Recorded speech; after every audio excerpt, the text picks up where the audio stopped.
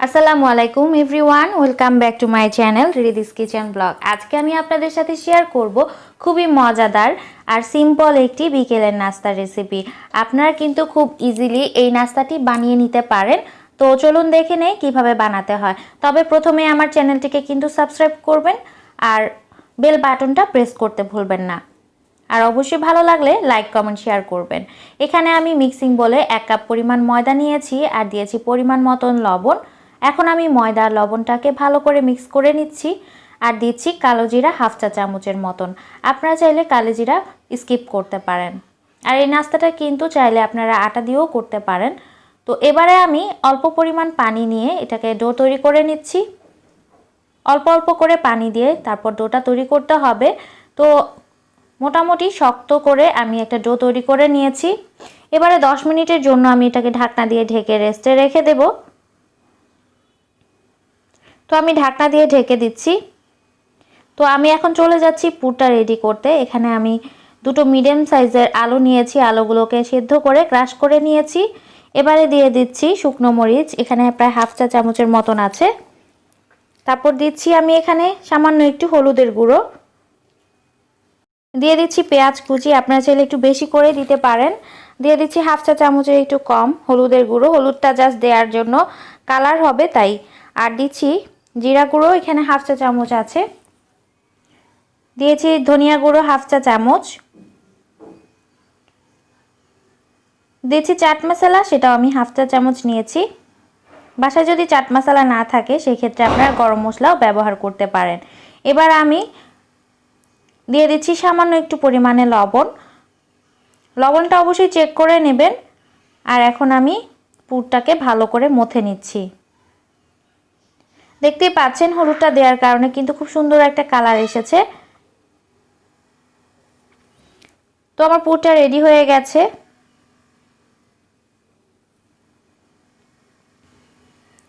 তো এখন আমি হাতের সাহায্যে অল্প একটু নিয়ে শেপ করে নিব।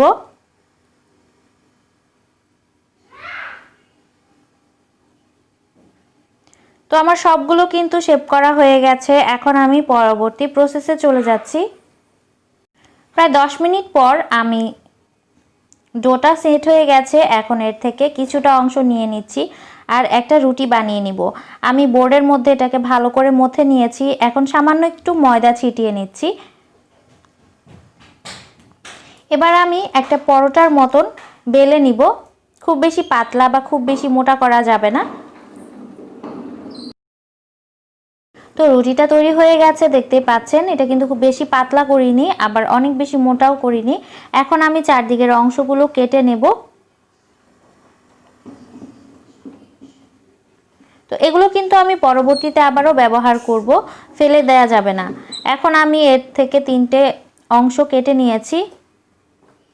তারপর আমি যে আলুর পুরটা রেডি করেছিলাম সেটা এর মধ্যে দিয়ে ফোল্ড করে নিব।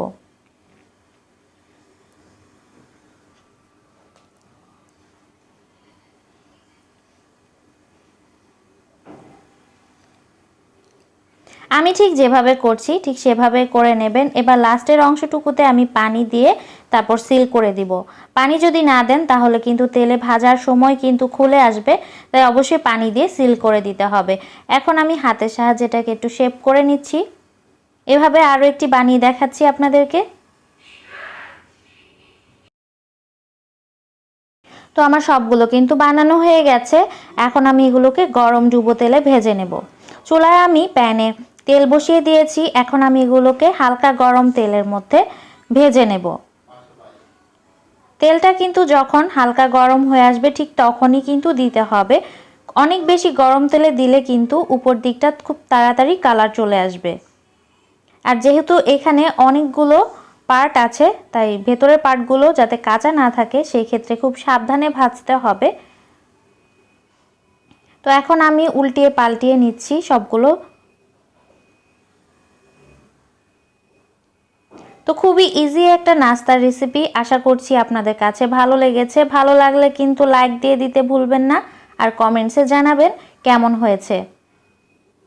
তো এখন আমি গোল্ডেন ব্রাউন কালার হওয়া পর্যন্ত অপেক্ষা করব। তো আমি 1 কাপ দিয়ে কিন্তু টোটাল 9টা নাস্তা হয়েছে। আপনাদের যদি বেশি মানুষ থাকে তাহলে কিন্তু আরও বেশি পরিমাণে বানিয়ে নিতে পারেন। এবার আমি ছেঁকে এগুলো তেল থেকে উঠিয়ে নিচ্ছি।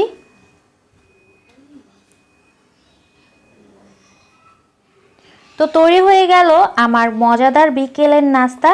খুবই অল্প উপকরণে আর অল্প খরচেই কিন্তু বানিয়ে নিলাম মুখরোচক একটি বিকেলের নাস্তা। আশা করছি আপনাদের কাছে ভালো লাগছে। ভালো লাগলে অবশ্যই আমার চ্যানেলটিকে সাবস্ক্রাইব করে দেবেন আর পাশে থাকা ছোট্ট বেল আইকনটি প্রেস করতে ভুলবেন না, যাতে পরবর্তী ভিডিও নোটিফিকেশনটা আপনাদের কাছে চলে যায়। তো আজকের মতন আমি এখানে বিদায় নিচ্ছি। আল্লাহ হাফেজ। সবাই ভালো থাকবেন, সুস্থ থাকবেন, অবশ্যই আমার চ্যানেলের সাথেই থাকবেন। আর এই নাস্তাটা কিন্তু সসের সাথে পরিবেশন করলে অনেক বেশি ভালো লাগে। একবার কিন্তু অবশ্যই ট্রাই করে আমাকে জানাবেন। আল্লাহ হাফেজ।